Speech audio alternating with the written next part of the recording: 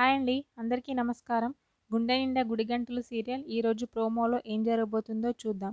మీనా అయితే బాలు వాళ్ళ సార్ దగ్గరికి వెళ్ళి నమస్తే సార్ అని అంటూ ఉంటుంది. ఏమ్మా నువ్వా అని అంటాడు అతను. ఆ మాటలు విన్న పక్కనే ఉన్న రోహిణి వాళ్ళిద్దరినీ చూస్తుంది.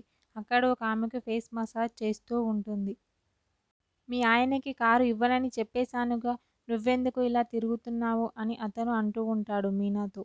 వెంటనే మీనా ఆయనేదో తెలియక పొరపాటు చేశాడు, కారు ఇవ్వండి సార్ ప్లీజ్ అని చాలా బతిమలాడుతూ ఉంటుంది అతన్ని మీనా.